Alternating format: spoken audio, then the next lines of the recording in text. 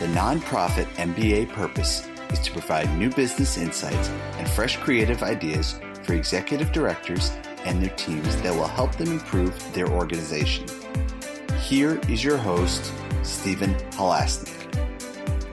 Welcome, everyone. My name is Stephen Halasnik, and for the past 6 years, I've been the host of the Nonprofit MBA podcast. For those who don't know me and what I do for a living, I am one of the co-founders of Financing Solutions. And for the last 14 years, Financing Solutions has been the number one largest provider of lines of credit to small nonprofits in the United States. It's a very valuable product. I don't know if you've ever tried to get a line of credit in place from a bank, but you're almost 99.9% not going to get one.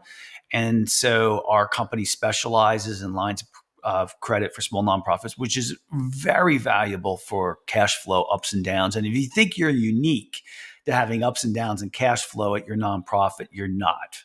So, we have thousands of clients use it for that specific purpose. And if you're interested in learning more about a line of credit for your organization, please visit our website at nonprofitmbapodcast.com. Again, it's nonprofitmbapodcast.com. Today, I am extremely excited to be speaking with Krista Stulsmueller from Charity Water. And as the CTO of Charity Water, Krista drives the use of data and technology to advance the organization's mission of providing clean drinking water in developing countries.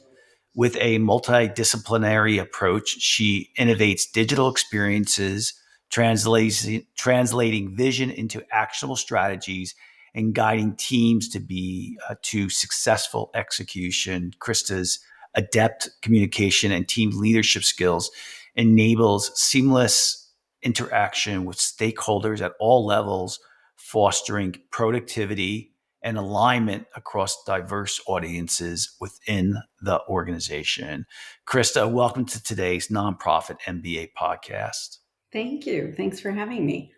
So today's podcast, how to have great leadership in your nonprofit. We're really going to focus on, some people don't think about it. They don't think about the leadership that they have, and other ones think about it and don't do anything about it. And other ones work on it really hard. How important have you found leadership skills in the success of an organization? Oh, I think I find leadership skills and the success pretty important overall. I think a leader sets the tone for the voice of the entire organization. And especially in smaller organizations, your leaders are going to really be having an outsized impact in terms of what the culture looks like overall at an organization. And so having really strong leadership skills will set you up early for success in terms of how you're actually going to grow those teams over time, what types of team members you decide to hire, what you look for, and how you set expectations for them so that they can perform. I think it's pretty critical overall because it has a really outsized impact on what the team is going to look like and perform like. Yeah, I think most people have had experience with what bad leadership looks like and what good leadership, and some of us may have been lucky enough to see what great leadership is like. I think from my experience, when you see bad leadership, and I would include myself in that. I think I've always, when I first started out, I was a pretty decent leader. I was a terrible manager, and certainly I didn't want to be a worker bee. So I think we do need to differentiate between leadership and management. So tell me what you think the two are. Ooh, this is good. So I'll start with management. What I think great management ultimately looks like is being able to execute on a vision, but to do it with not to do it all yourself, but to set up a team to be able to execute on that vision. So, really being able to translate what that vision looks like into something actionable. I think if you don't actually set up a path for folks to understand what your vision is and how they can contribute to that particular vision, a lot of folks get lost along the way because they're left operating at altitudes that may not be appropriate for them overall. So, this is one of those areas where I might say this is where the middle management layer is super critical in this, is this translate, like operating as a real translation layer for the team. And that is both good leadership and good management. I think that's where the two things really meet each other. Management in its nuts and bolts is performance management, right? And making sure that your team is set up. One, that you have the right roles on your team. Two, that those roles have really well-defined expectations. And three, that those team members have goals that they know that they're being held accountable to. That's what management looks like. That translation layer of like leadership is when you take that vision and you actually translate it into goals for the team. You don't leave it to them to translate into goals. You actually do that translation layer for them so that you can set goals that feel clear and communicated. And those should not deviate so much from the expectations that you have for their overall role and capabilities.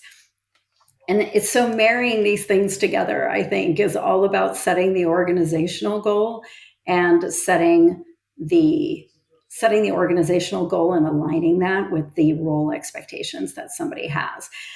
Grander leadership is about inspiring people, right? And making sure that you are able to motivate people behind the work that you might be providing them, making sure that they feel aligned with the mission and that they feel empowered to be able to execute on the things that you've given them. And so that's where I think more of the leadership skills come into play, because if you're not able to motivate your team, then it will be hard for them to motivate themselves. And so putting a real emphasis on making sure that we're providing those right mechanisms for motivation, that's an important aspect of being a leader.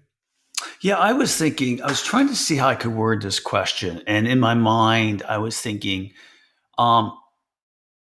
if you are unsure that you are a good leader, how would you know? But I think the problem I have is that people who are bad leaders and don't know they're a bad leader, they're not listening to this podcast, right? They're not doing anything. They kind of blame everybody else. Right. Like, I think the really key to be a good leader is to take onus that everything is, I don't want to say, I know it's going to come out weird, but your fault. Right. But I think it is. I think, if it's your fault because you didn't hire the right people, and if you say, well, I came into this position that the people are already there. Well, what's the leadership? Do you have a plan to get rid of people? Do you have a plan to coach people up? Do you have a plan to make sure that everybody knows what they're responsible for? At the end of the day, it all comes down to you. Is that fair?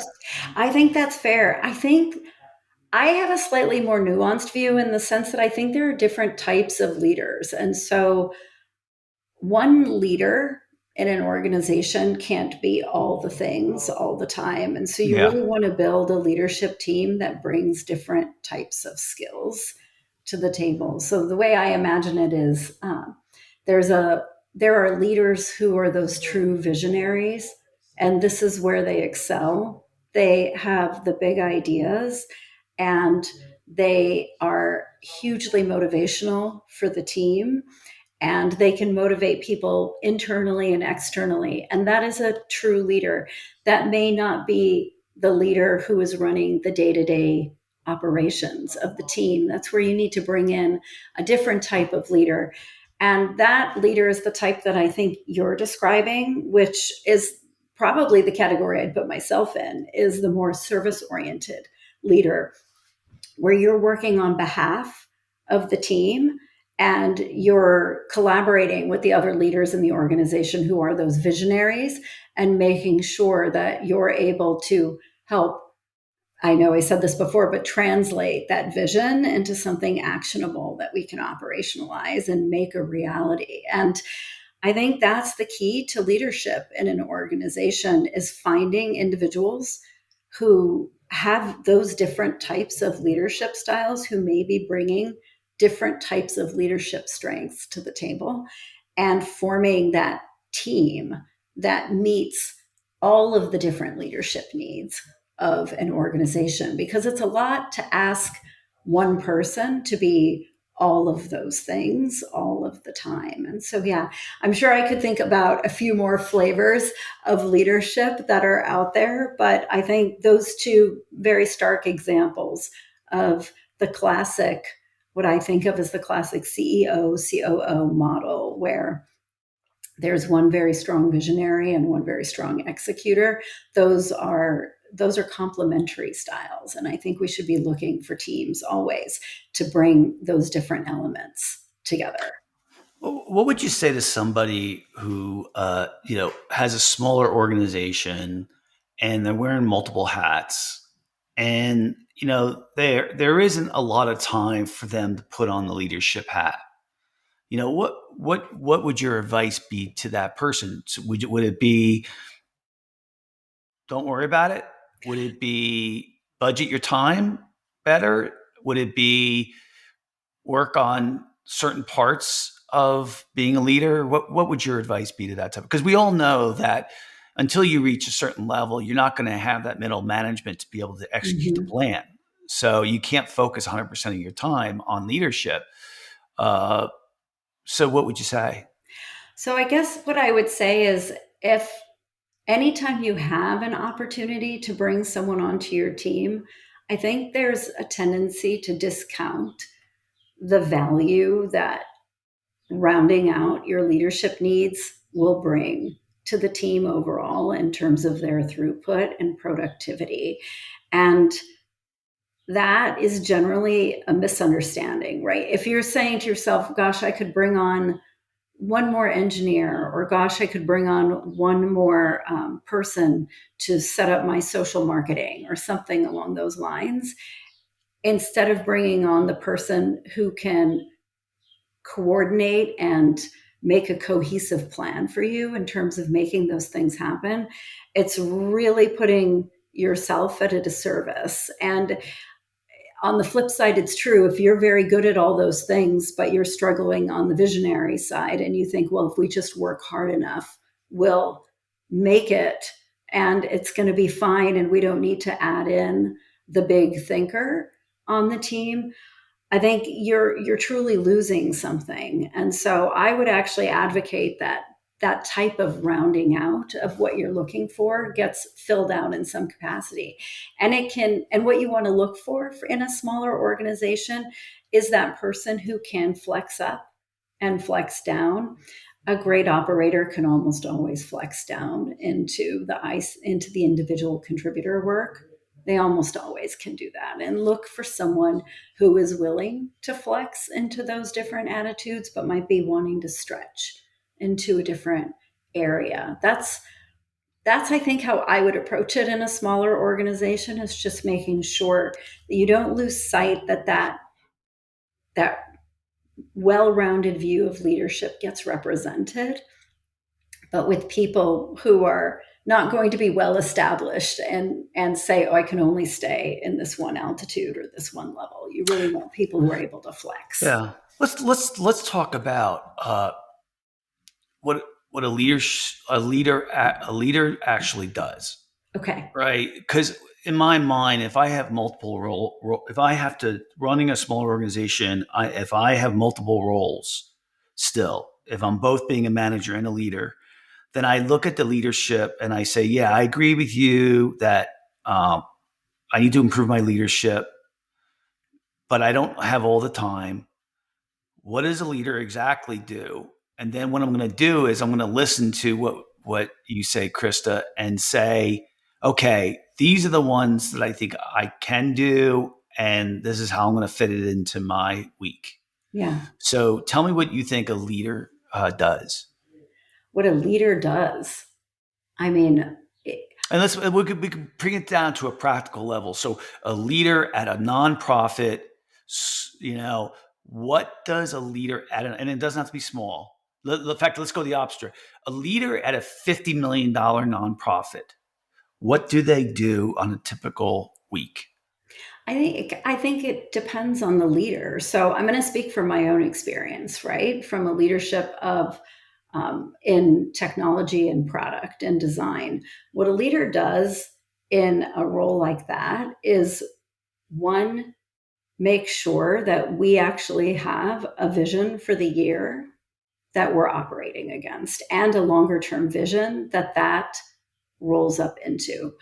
I'm also collaborating with other leaders, especially if you're, say, at a $50 million size, you need to be collaborating with other leaders in the organization. And so your job is to make sure that you are rowing in the same direction as all of the other leaders in the organization are rowing. And your role is to be able to set that clarity for the rest of the team and then translate it for your own team. So for my own teams, I would make sure that if we have a vision for 2030 that we're trying to get to, that we have an idea of what 2024, 2025 are going to look like as a part of that vision, and then work with my own team to break down what we can accomplish inside of that year to make sure that we actually get there. And the other thing I'm doing is when we're encountering obstacles, I'm clearing them on a day-to-day basis.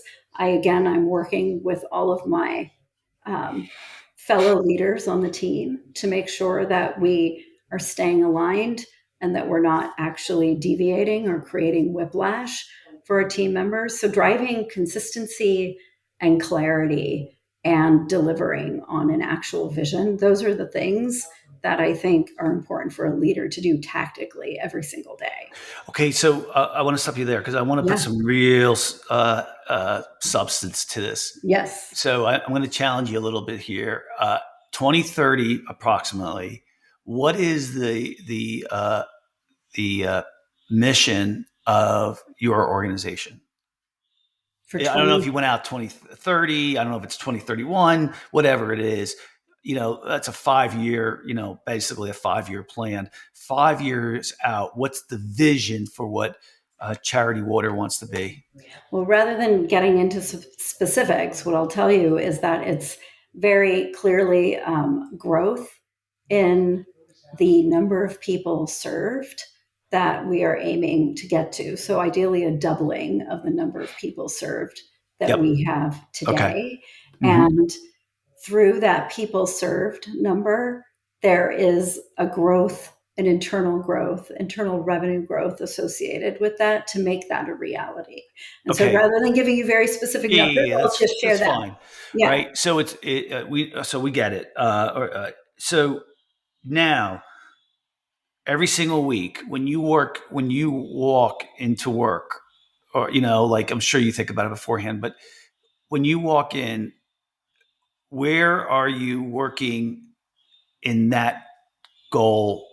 Tell me where you spend your time toward achieving that goal. Let me ask you this. When you walk in, are you thinking about that goal every single time? Every single time. So I have a set of goals that are in front of me for the year that are this year's component of those people served number and this year's component of those revenue numbers that we know we need to make it a reality. And it's like, these are our guiding stars. Our people served is a guiding star, and revenue is what needs to be true to make that guiding star a reality. And so those are in front of me every single day. And the work that my teams work on every single day must roll up in some capacity to those Toward that goals. So goal. toward Yep. that goal. And so it's about having clarity and focus and consistency. Like now we're talking about like the real details of what that means. Yep. Those goals don't change on a day-to-day basis. There's no whiplash, and there's a clear progression from one year to the next in terms of what needs to be true for us to be able to hit our 2030 vision. So you have also defined KPIs, which are key performance indicators. You have measurements that are hard numbers that you look at a consistent basis to know if you're on track or that you're not on track. Plus, you probably have a few numbers that are soft numbers that you can't always measure. Is that fair to say? That's completely fair to say. Exactly. We have input metrics, input KPIs into each of these higher level goals, and we're tracking against those KPIs regularly. And we also have things that are where we know they're not going to move the metrics this year, but they're Yep. setting us up to be moving the metrics Yep. in a subsequent year. And so we'll divide our time between when we're working on the longer term plan and when we're working on the day-to-day metrics and making sure we're keeping our KPIs in line. So how does your team know what the KPIs are and how you're doing against them and how they're doing against their individual responsibilities? How do they know? So we make sure to publish our top level goal and then provide guidance for what direction that goal should be taking for the year, what areas of focus. I think I would call those areas of focus.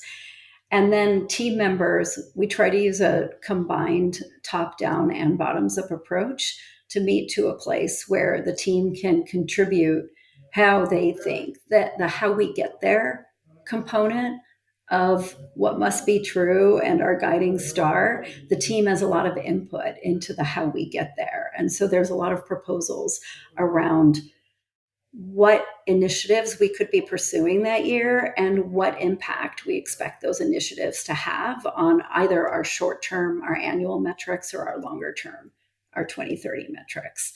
And so we will discuss those as a team and then align on which are the most important from an impact perspective, and then whittle it down to those things that we think are the most important so that we can provide the right kind of clarity and focus for the team, and so that we're not spread too thin across a lot of different initiatives.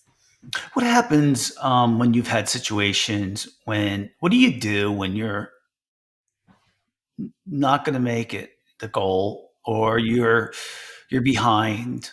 What do you do personally? Like when you say, "Man, we're going to be off here." What do you do then? Well, I think it depends. If it's a metric that, when in terms of what I do personally, the first thing I do is I look for any adjustments that I need to be making in my plan to see if there are things, direct inputs that I'm responsible for that are lagging, that are behind, and if there's anything we could be doing, any reaction, any change in course that we can be taking that might actually clear whatever the obstacle is to hitting that goal. And so it depends. If it's a revenue goal, for instance, I might look at, oh, is there a conversion rate issue on my website that I need to resolve, right? If it is a longer term initiative and we're behind on implementation, I might look at something very different and say to myself, what's causing us to be behind here? Do I need to rethink how I'm structuring this particular effort because we're not making the progress we thought we would be making? So I think it depends on what area you're behind, what action that you'll actually take. But what's probably consistent in that approach is that you have to stop and evaluate where you're at, evaluate the path you're on, and see if there's an adjustment that needs to be made. Yeah, I was thinking the same thing. I think about, well, number one is even before I get there, I'll go to my team and I'll raise the issue. We're gonna miss this goal, or we're not on track with this. What's going on? Why are we not going to hit it? and then I'll go on and say, what can we do about it? I'll I'm just having said that, I was going to say this earlier. As we mature as leaders, I mean, listen, I'm 59. I am, someone who's older realizes that experience matters, right? Sure. Yeah. And I know my management style. I'm sorry, my leadership style. And my leadership style is typically to get everybody on board with moving in the direction and letting them think it's their ideas, which sometimes it is, but most of the time it's because I already know the problem, but I want them to realize it, and then my style is buy-in. I want to get their buy. It's my style, right? Yeah. Collaborative buy-in, not authoritative. Although, unfortunately, because of my size, I'm a big, tall, muscular guy. I can kind of command that a little bit, yeah. And so I had to be cognizant, which is something I had to learn, that I can intimidate people because of my size, and it could happen self-consciously. So not because of me, but other people. So I have to be careful, and so I'm trying to illustrate here, as you become more and more of a better leader, your style, and you use that to your advantage. So I agree with you in that, you do an analysis in your mind of what you think is happening. But by my case, I don't just tell my team, we're going to miss this, and this is what you need to do, because if they don't believe in that, then it's not going to get executed. It's true. It's true. I think, though, what you're talking about is important, because the thing that I have found about not coming to the table with a perspective, not coming to the table with having thought through the problem yourself, you're not giving anyone something to react to if you simply go to the team and say, tell me what you all think is wrong. Conversations and discussions and collaboration happen much better if one, maybe two people start the conversation by bringing a perspective to the table. And so you may call this getting buy-in. I actually use a slightly different approach. I'm not necessarily interested in buy-in. I'm interested in someone poking a hole in what I am bringing. Yeah, I like that too. Yeah, and I agree with you saying. Yeah. Yeah, and if I don't come with something to react to, though, it can feel like a very open-ended conversation without real direction in terms of how we want to approach it. And so coming to the table with something, I think, is important for a leader, as long as you have the right trust established and the right policies established with your team so that they know it's okay to poke holes in what you're bringing, right? That's what you want. You want a lot of feedback. You want someone to propose something counter to what you're saying. And through that, you get a lot of great discussion and hopefully land on something where you're not just trying to get buy-in, but everyone feels like they were a part of the process. I completely agree, and I think when I think back of when I run those type of leadership fact-finding missions, I try to follow the rules of meetings, which are first is state the problem, two, have everybody brainstorm, and we put all the ideas up on the board, but we don't expand upon them, right? We just, all right, you guys, this is time for us to all brainstorm. And that includes me, and I'm looking for everybody to participate, right? Because you might get the one person who's the most introverted, who has the best ideas, and we don't want the one who's extroverted to come up with all the ideas. That's right. So and no, of course, no, make sure that no idea is too far-fetched, right? True. Just throw it out there, right? And then after that, then we prioritize those ideas, say, kind of rank them, based on what everybody thinks. And then after that, we kind of discuss them. Yeah. Right. Or Eileen, no, do you, I don't know if you ever follow this program. I mean, I'm doing off the top of my head, Yeah, it's been yeah. No, I like the brainstorming protocol in some cases, but I think you said something very important at the beginning of that, which is state the problem. I actually think stating the problem is very hard in many, many cases, right? And brainstorms are really effective if you do have a clear problem articulation overall. And I don't know that we always get to the right problem articulation when we're headed into brainstorms, right? So I actually tend to spend a lot of time up front with my team in problem articulation first. That way we can make sure if we are spending time in brainstorming around a problem, we have that problem so well articulated that it's not an open-ended brainstorm. And I find in open-ended brainstorms, you are right, the extroverts will take over, right? And we'll get a lot of great ideas from folks that are very quick on their feet, right? And those who like to really sit with a problem, if the problem isn't well understood, we're not going to get a lot of great feedback from those individuals. And so we have to adjust. But problem articulation for me, that's like the number one thing that should be worked on. You're right. Then from where brainstorming is a great technique once you have a clearly defined problem. Building a straw man proposal is a great technique once you have a clearly defined problem, right? Like, so there's different ways to go about this, I think. Writing the press release approach, right, of where you're trying to get to, that's another way to really try to clearly articulate your problem. So I think problem articulation is where I would spend my time mostly. Yeah. How has your leadership, tell us about your experience, about how your leadership has developed over time, what you've done to improve it. Where was it? Where is it? What are the obstacles you've had? Share with us your journey. Yeah. Well, I would say I'm a very different person, a very different leader today than I may have been 10, 15 years ago. And I hope that's true of all of us, that we learn over time. I think one of my obstacles was myself.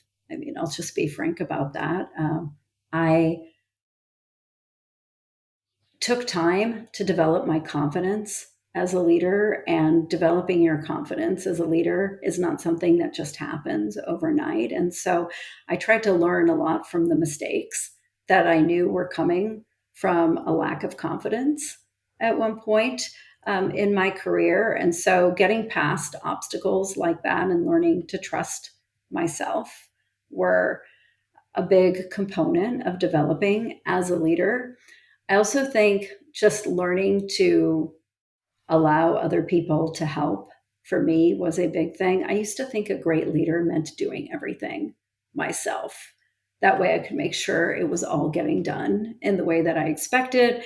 It caused me to work insane amounts of hours and really wasn't helping anybody around me. And so learning the art of asking for help as a leader, I think, is an important quality. If you're approaching leadership from the perspective of it's done right only if it's done my way, or it's just easier if I do this myself rather than showing someone else how to do it, right?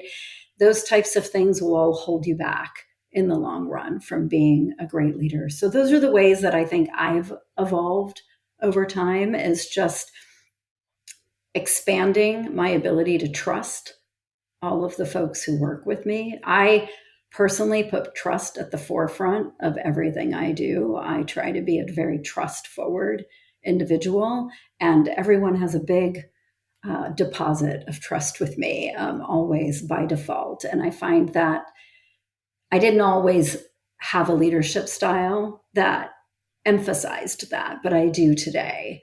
And those are just changes I think I've made over the years as I've seen certain things work. Like trust is very effective at getting speed and productivity, because things just go so much easier if you have a high degree of trust between you and your team and your cross-functional partners, that it just ends up being incredibly important. And having the confidence in yourself matters, because it will make you less defensive and more open to hearing feedback. And then just asking for help allows other people around you to grow alongside you, as opposed to you just growing yourself. And so those are things that I've learned over the years. Was there a point in your career where you made a conscious decision saying, I need to improve my leadership skills? And then if the answer, you shook your head, yes. Yes. So at that point, and since then, how have you done it? Have you done it through books, podcasts, mentors, casual reading of whatever articles are being written on, taking courses? How have you improved your leadership style? There's two ways. One is definitely books. I've read quite a few books, I feel like, on this topic at this point. I have my favorites that I think speak to me overall.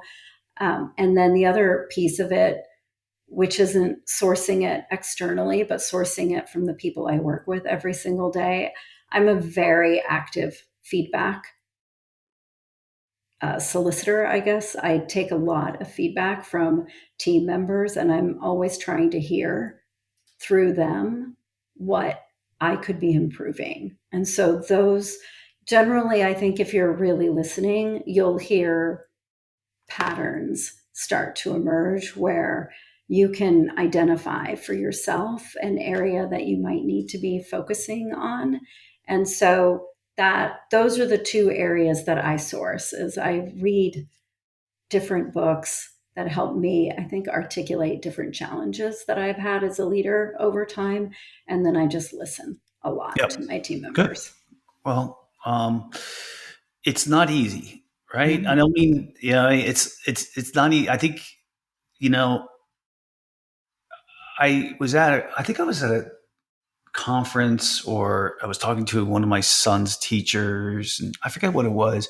He was a principal, and she said, children try on different personalities that they see or hear to see if it fits them.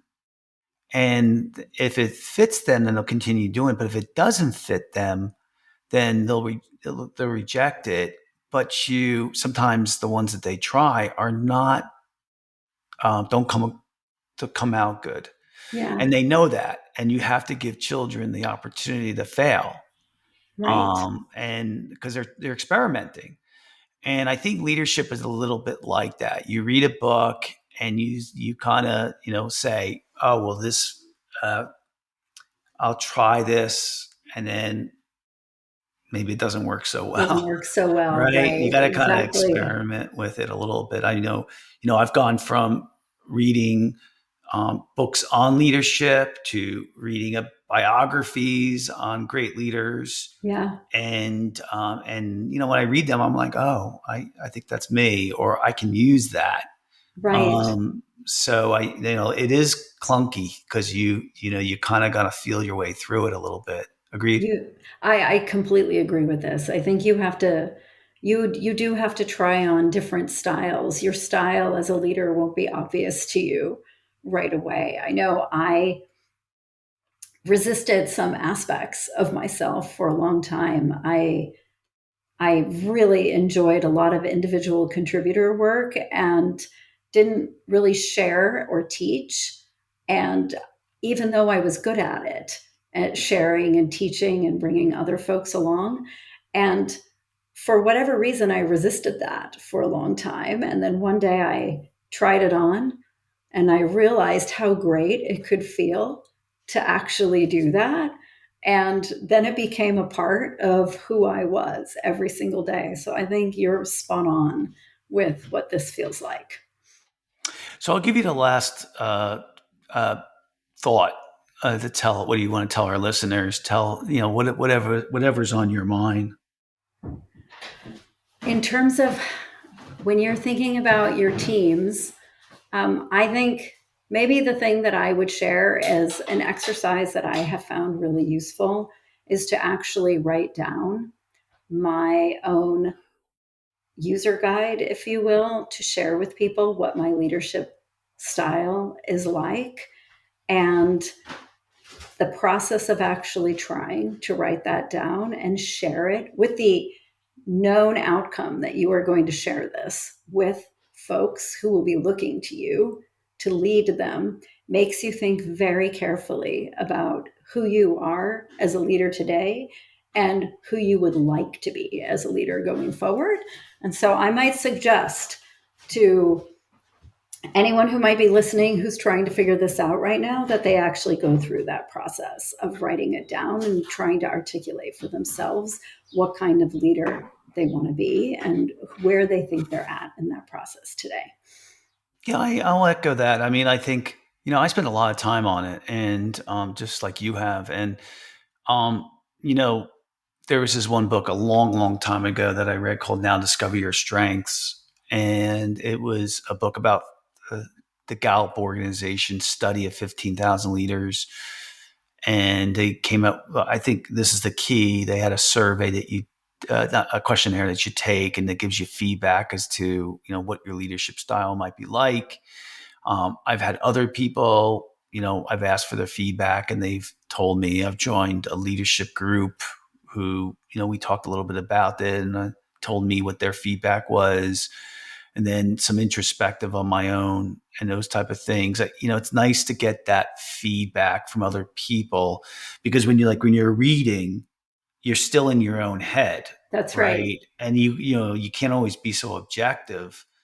I read something the other day, which I thought was fascinating. It wasn't about leadership, but it was said that the way people perceive you to be is much, much different than the way you perceive yourself to be.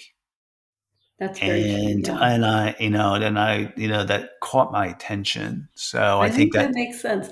I'll give you a trick that I use. So when I read, I'll read a book on my own first, but I like to read these books with my team members who are also interested in doing it. And when we actually read them together, you get exactly what you're talking about. Wow. Because if you create that open space where they can say, I actually see this in you as you're going through and reading the material together, you get a lot of good insights about yourself in that respect. You may not get the negative stuff, though. I don't know. I mean, that comes down to trust, right? That comes down to having established a really solid foundation of trust. I feel like I get some pretty candid feedback from my team members who I do this with.